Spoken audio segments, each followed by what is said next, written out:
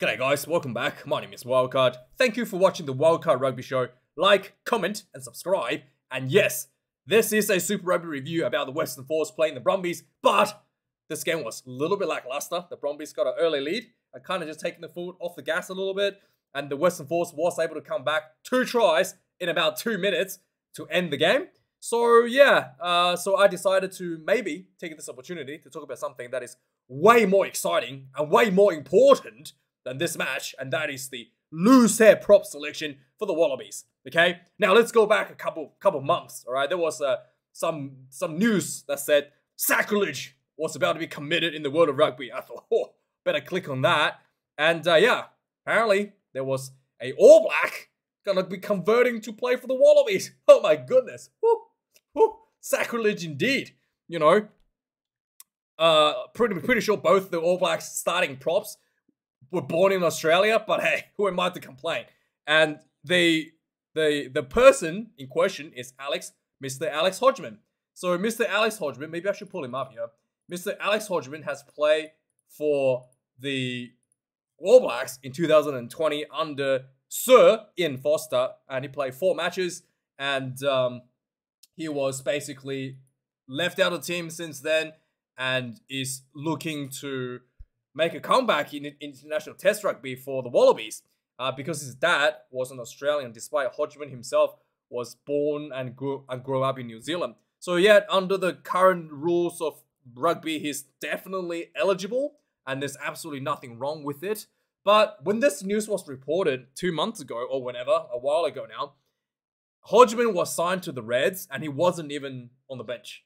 So he was pretty far down in the pecking order to even be considered for the Wallabies, you know, tackling back holder. I mean, that's how far down he was in the pecking order, in my opinion, when this was reported. So I really didn't think of it. I thought it was just some clickbait. But hey, the rugby gods has a special sense of humor, and the amount of injuries that came out of the loose air proposition for the Australian side has really made this a much closer reality than it was 2 months ago. So today, Blake Shoop returned for the Brumbies and was immediately injured and walked off holding his arm. So could be a shoulder injury, could be an arm injury, and you know the commentary was saying that this could be the same injury he had before that took him out for a while. Whatever it is, it does not look good. So at the moment, the Wallabies only has Jem Slipper hanging in there as the only loose air prop. Yeah, so I had to go through the list of all the available loose air props from all the Super Rugby teams, and we do have one prospect outside of Alex Hodgman, and that is this one guy named Harry Vella. He basically came onto the field for Blake Shoop in the second half, and that's this guy. First of all, he's pretty big boy. He's a pretty big boy, 23 years of age, and he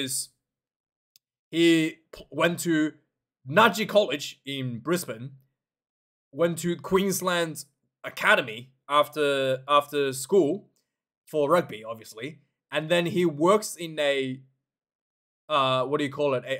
A warehouse where his nickname is the forklift, for lifting heavy boxes. Really good at lifting heavy boxes. So, yeah, he's had 2 games for the Brumbies so far, 23 years of age.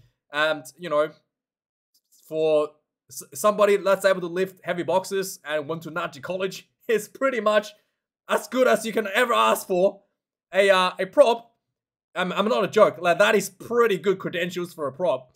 I mean, you know, when it comes to props, you just need good fundamental physical prowess, and you can build on that. You know, build on that with experience.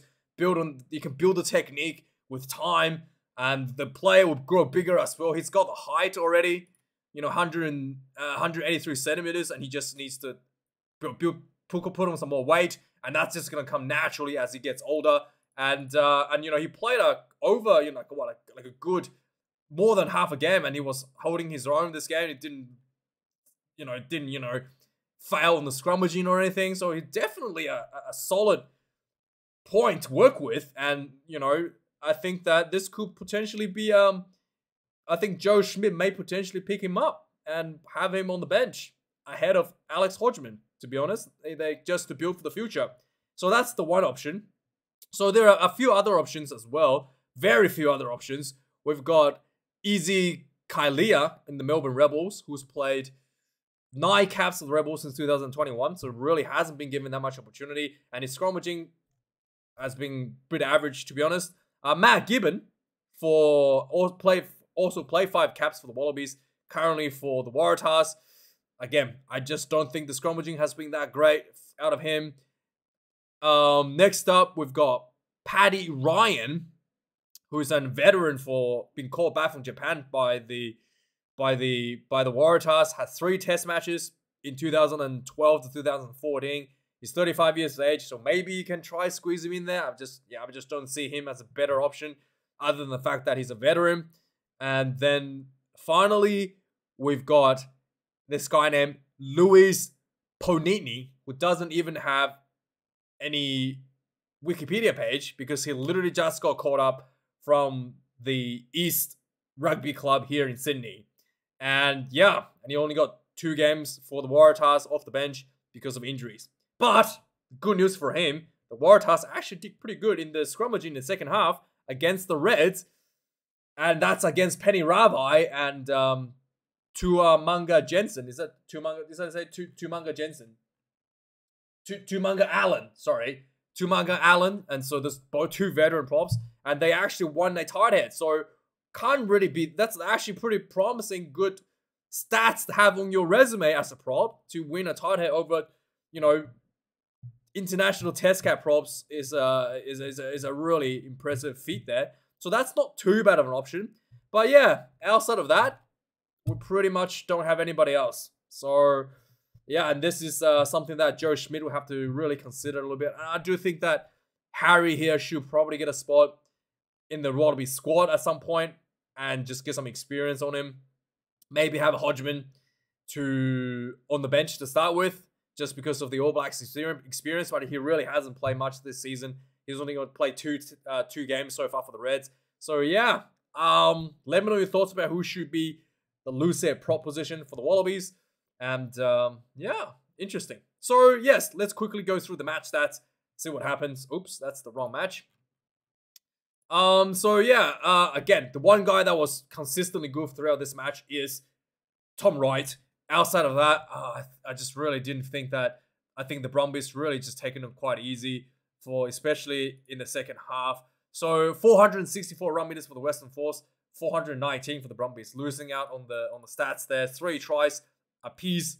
Actually more defenders beaten by the Western Force, believe it or not. 23 to the Brumbies, 16.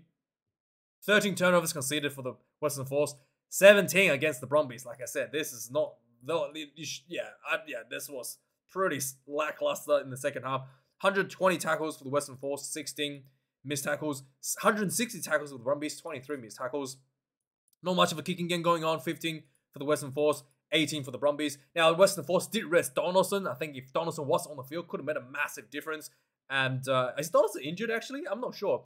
But Curly Bill really did well this game. Like, really able to show that veteran experience, being able to spot opportunities. There were a lot of times when, like, a lot of the Western Force players, you can see, were just kind of, like, looking at each other, not sure what's happening. And then it was the veterans, like Curly Bill, stepping up, directing, leading the charge, getting the Western Force over the line, especially in that last 2 tries. Really well done there. And, yeah, perfect kicking for the Brumbies. 1 missed for the Western Force. And right at the end. So, yeah. And 4 line-out loss for Western Force, 1 for the Brumbies. Has always been quite good for the Brumbies line-out. I thought Nick Frost has always been very solid. And Darcy Swans have been a solid operator in the line-outs. Scrums, 2 scrums lost. Boy, I thought that wasn't this bad. But, yeah, there was 2 scrum losses against the Brumbies. And penalties, 11 considered with the Western Force, 12 against the Brumbies. 1 yellow card against Lonergan, not Ryan. Yeah, Ryan Lonergan for, I think, for a cynical. I think it was a cynical. I think he was off his feet or something. It didn't look that bad, but the referee, yes, he was on a breakdown. It was a infringement, and the referee wasn't happy about it. Sent him off. Anyway, so outside of that, let's have a look at what happened in the game. But yeah, really not too much to talk about, honestly. 6 minutes in the game, there was a easy try for the Brumbies.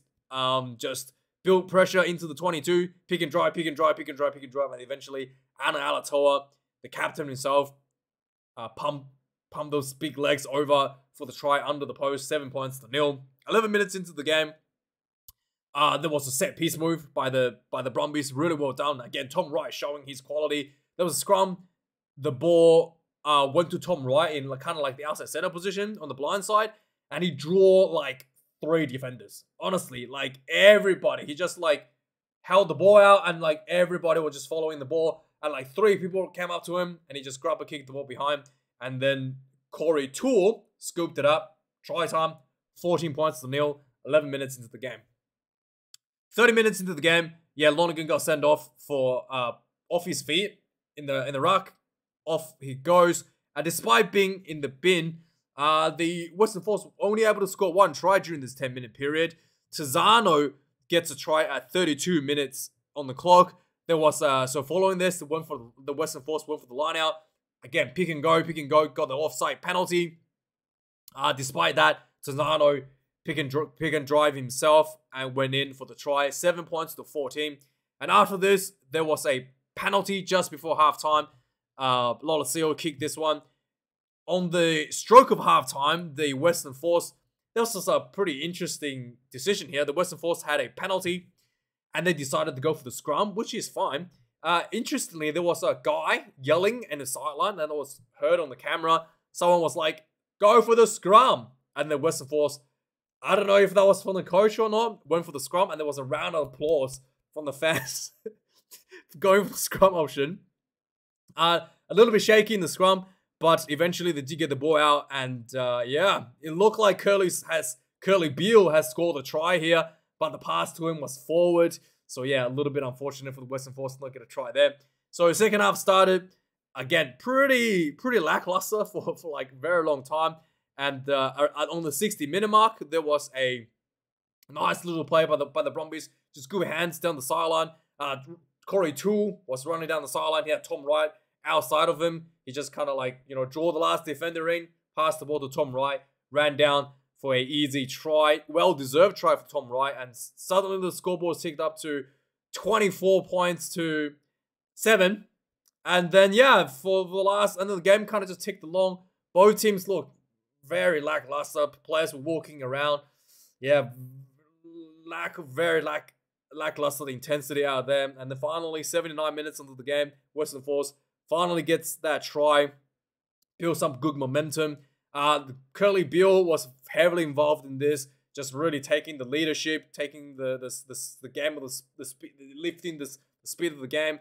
And then there was some good hands passed around, and then eventually Ledevasa went in for the try. 24 points to 14. And then the commentary was like, this is over. That's it. And then Western Force says, nope, we're going to score another try. There was a kickoff. The Western Force got themselves back into the Brumbies 22.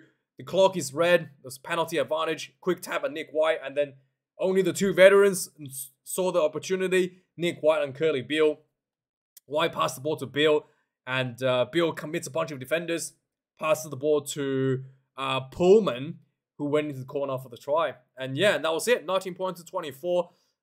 Western Force, if that try in the first half for Curly Beale had gone through, would have been a much better, much closer game. But yeah, really unfortunate. The ball did clearly go forward and out of hands forward as well. But yeah, and turned out to be just a couple kicks. That was the difference. So make sure you kick all your penalties, guys. Anyway, like, comment, subscribe. Thanks for watching. See you guys next week for the news, and maybe I'll do some content about the Rebels, and we'll see. Thanks for watching, guys. Cheers.